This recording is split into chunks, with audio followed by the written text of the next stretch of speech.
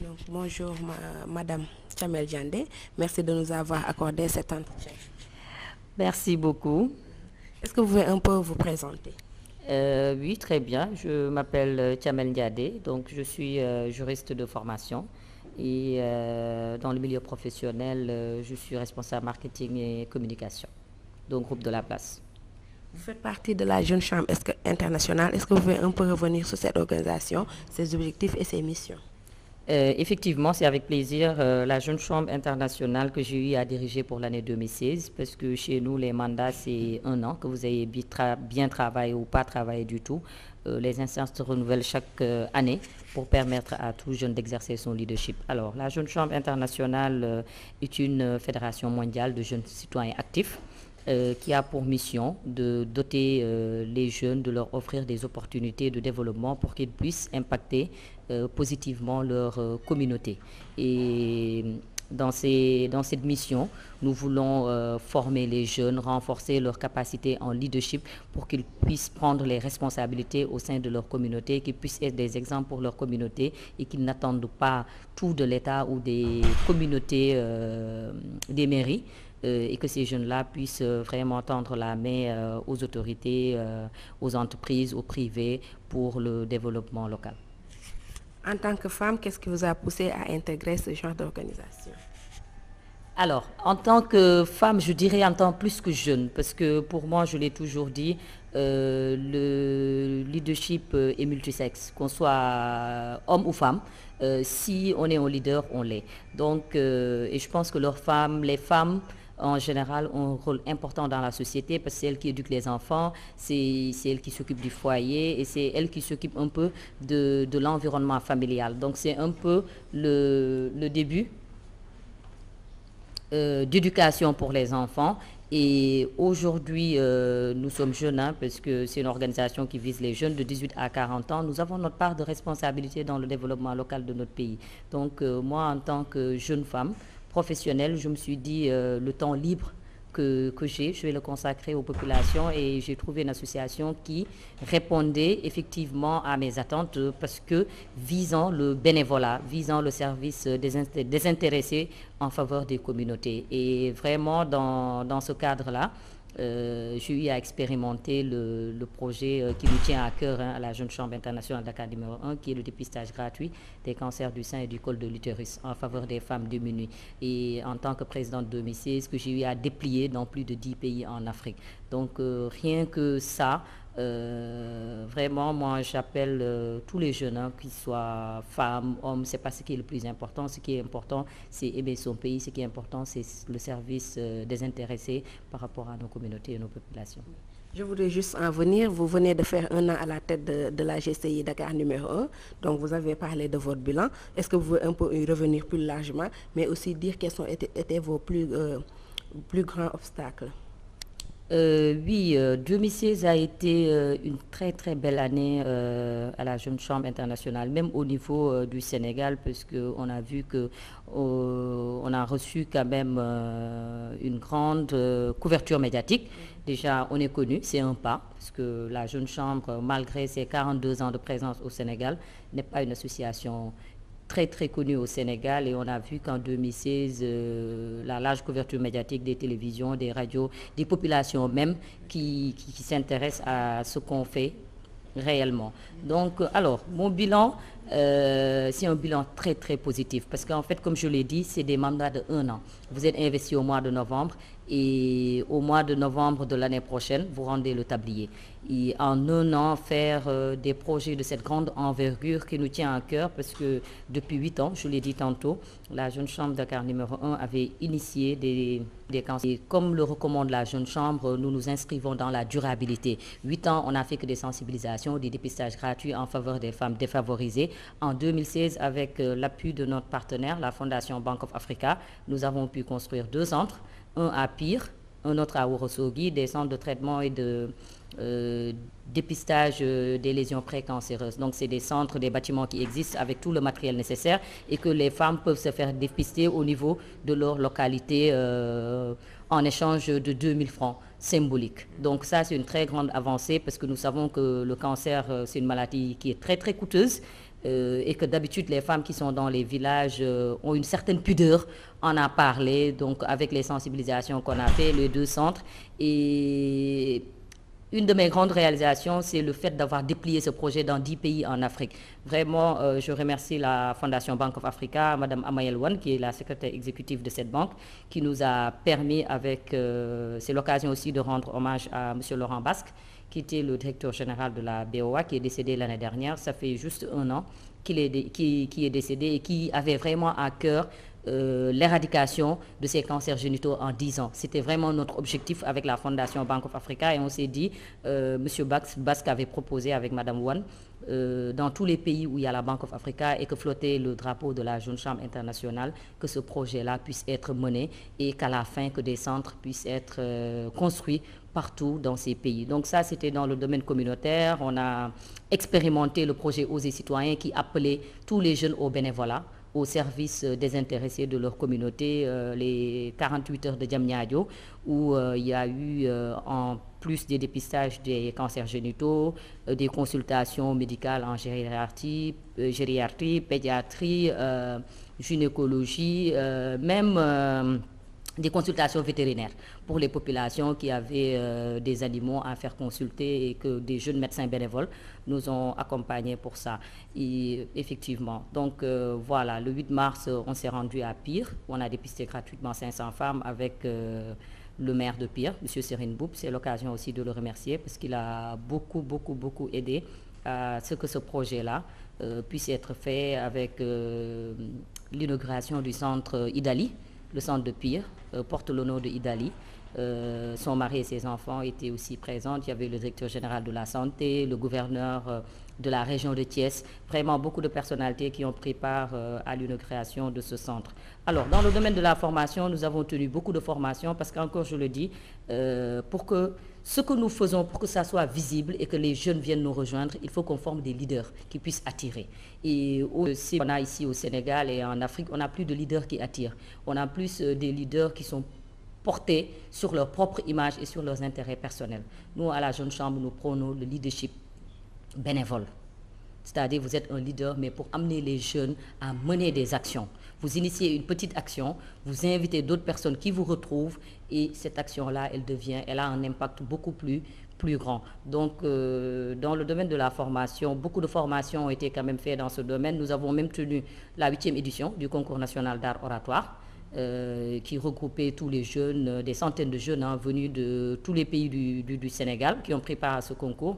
Et la lauréate même, je pense, elle est de Gaston Berger. C'est une jeune fille, oui, de Gaston Berger qui a gagné le premier prix, qui était un MacBook Pro offert par notre partenaire, le Prodac.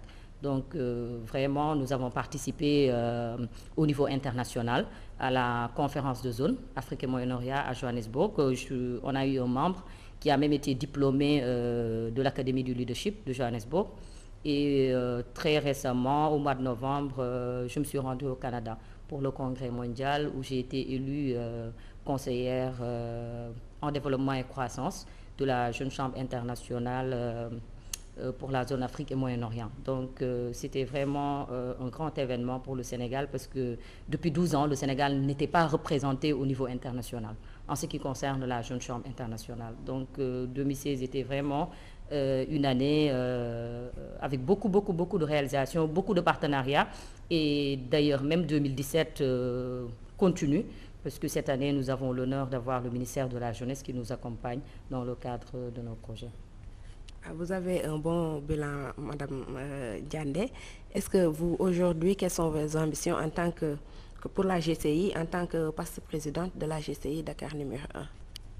Alors, mes ambitions sont toujours les mêmes, celles de servir bénévolement la communauté, et j'appelle les jeunes, former les jeunes, parce que ça ne sert à rien d'avoir un bilan, parce que c'est pas ma personne, c'est pas Thiamel qui a fait un bilan. Il y avait toute une équipe, il y avait des vice-présidents, il y avait le président national Samuel Faye, il y avait des partenaires, il y avait vraiment tout ce beau monde-là qui était derrière. La personne du président est devant, mais en réalité c'est une équipe qui qui vraiment mène ces activités-là pour la réussite. Donc moi, j'ai l'ambition que la DCI soit étendue partout au Sénégal. Je l'ai dit tout à l'heure, je suis conseillère AMDEC pour le développement et la croissance. Je suis en charge de créer des organisations locales dans des pays où la jeune chambre n'existe pas. Et je suis en charge de la Mauritanie, mais pour un pays composé en majorité de jeunes. Ce que je trouve vraiment très, très dommage.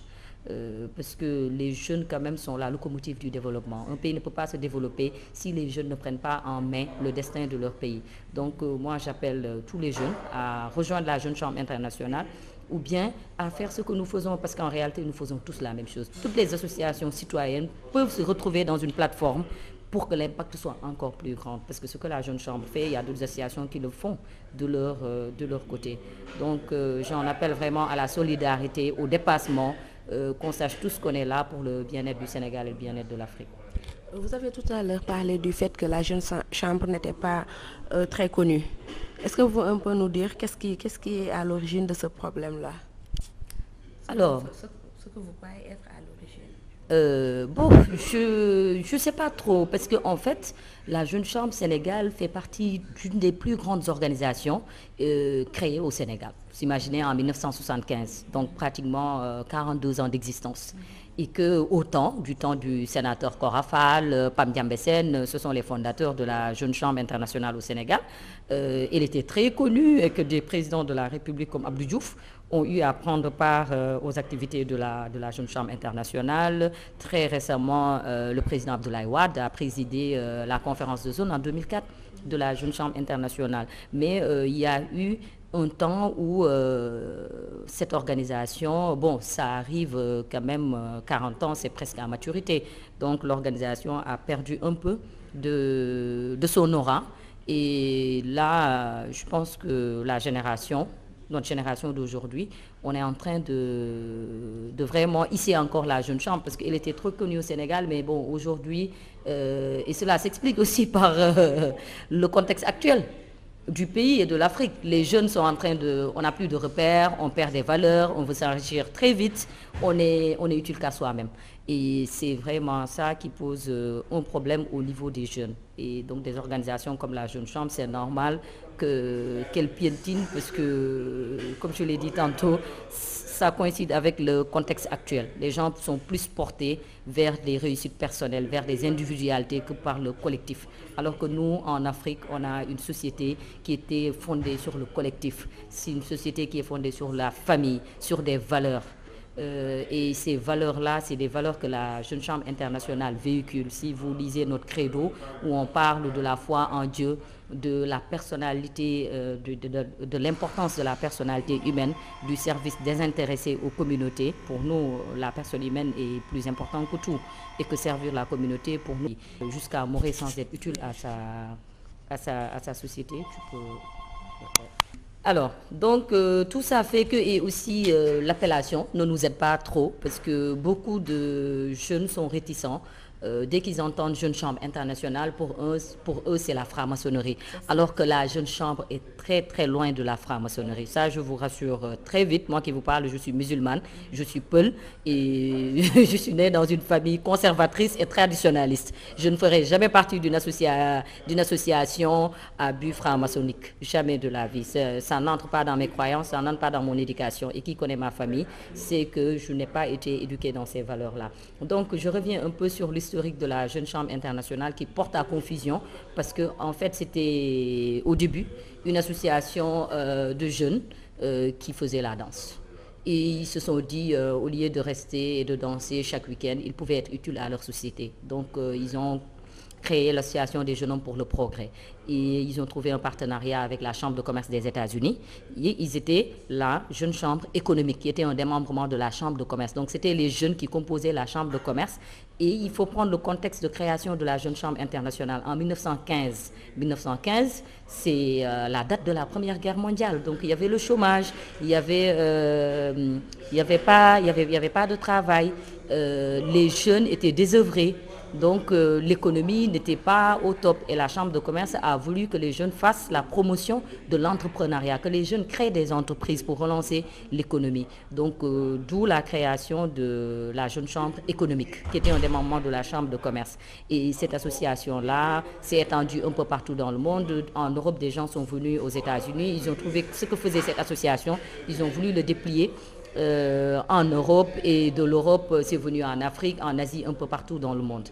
Donc c'était ça l'historique, et que l'appellation chambre, on le tire de notre compagnonnage et de notre création avec la chambre de commerce.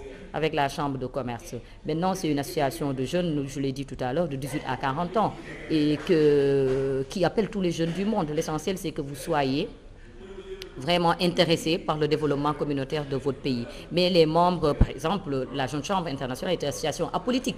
Mais rien ne dit qu'un jeune qui est politique ne peut pas faire partie de cette association. Parce que ce qu'on interdit, c'est que vous utilisez l'association à but politique. Donc les jeunes pris individuellement, ils peuvent être tout ce qu'ils veulent, politiciens, tout ce qu'ils veulent, mais une fois qu'ils sont à la Jeune Chambre internationale, une fois qu'ils utilisent les moyens de l'association, ils ne peuvent pas l'utiliser à des fins politiques ou autre chose. Donc voilà un peu. Pour le message à la jeunesse sénégalaise. Alors, mon message de toujours, j'appelle les jeunes à travailler. Il n'y a pas de secret. Il n'y a vraiment pas de secret.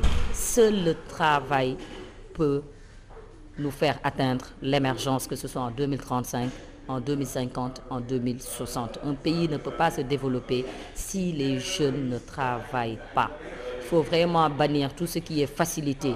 Il faut bannir l'individualisme, qu'on revienne aux valeurs que nous avaient inculquées nos parents, nos grands-parents, qu'on revienne aux valeurs de solidarité, aux valeurs de Djom et de Kersa. Vraiment qu'on retrouve nos valeurs, parce que l'argent, ce n'est pas ce qui est important dans la vie. L'argent, ce n'est pas ce qui nous définit dans la vie. Ce qui nous définit dans la vie, ce sont les valeurs que nous portons, ce sont les valeurs que nous prônons, ce sont nos comportements. Et cela doit être traduit dans nos comportements de tous les jours. J'aime à le dire à nos membres qui sont à la Jeune Chambre. Avant chaque réunion, nous les faisons lire les credos, les valeurs de la Jeune Chambre. Ce n'est pas une récitation, ce n'est pas des cantations.